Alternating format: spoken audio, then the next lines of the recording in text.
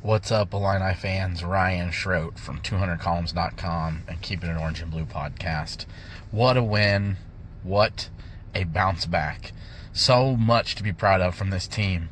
A lot of things were answered, and I want to start with this. Just remember this. Illinois was a 7-point underdog.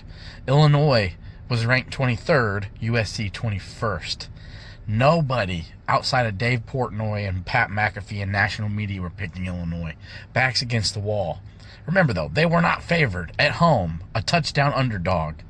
So there's a lot of people out here nitpicking some of the defensive flaws and issues of how many points they gave up in yards.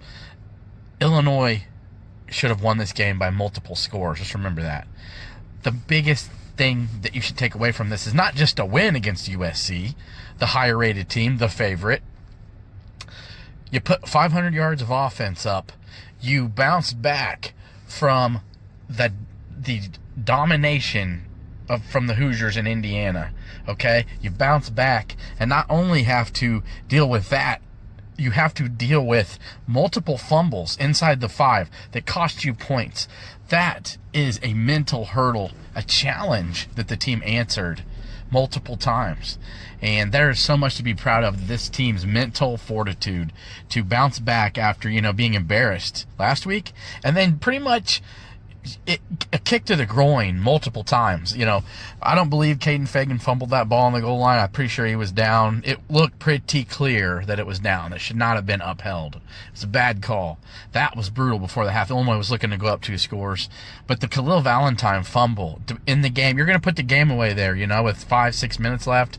You're going to go up 13, 14 points, make it almost impossible for USC to have enough time to go down, who had been taking 5 minutes each drive to score with 6 minutes left, and then have to stop Illinois and then drive back down again to get another touchdown. Would have been almost tough. That puts the game away there. Another kick to the groin, and Illinois bounced back. They showed you what kind of mental toughness they have. And if you listen to this team, if you listen to Brett Bielema, he said it so well. Your reputation is everything. And all these people had doubted Illinois and thought that they were going to be, they're overrated, they're not good enough. They really weren't worthy of a top 15, top 10 ranking. Maybe they're not a top 10 team. They really only need to be top 12 to make the college football playoff. But this is a really good team, and they showed it today, because at the end of the day, it's more than just what you do defensively. If you put up 500 points and score 34, you're going to win most games. Let's keep it real. But huge toast. I don't know if it's going to be my champagne toast on Keeping It Orange and Blue Sunday night, but the offensive line answered the bell. Proud of you, offensive line. Bart Miller, hell of a job. And the next one, Barry Lunny called one hell of a game. One hell of a game. Exposed the secondary that was weak, that was hurt, had young players had to be transitioned into the game. They picked on the right players. They didn't try to do too much. They used trickeration when they needed to, but really they changed the offensive scheme of where they were running the ball. Nothing too cute, east and west. It was just a lot of north and south, and pounded a big defensive line. A lot of young players there, and they showed their youth, but also got wore out too by the fourth quarter, where it was just like a knife through butter. The offensive line, Illinois was able to just run the ball pretty much to get from the 25 all the way down to the other teams, to the USC 23. Just basically running the ball. And that was in 1 minute and 40 seconds. Illinois was able to do that. So the final one, Luke, our king, the man with the mullet. The mullet will never forget. The 7th comeback to win a game in the fourth quarter since he's been at Illinois.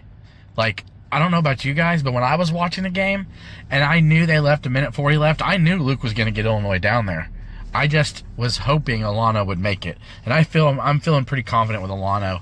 He looks like he's a steady mental kid that nothing's going to rattle him. But Luke Altmaier, tip of the cap to just having balls of steel, and nothing rattles him, and he's going to get your team down to a winning position. If it's able to be tied or won, he will do that. So, what a win.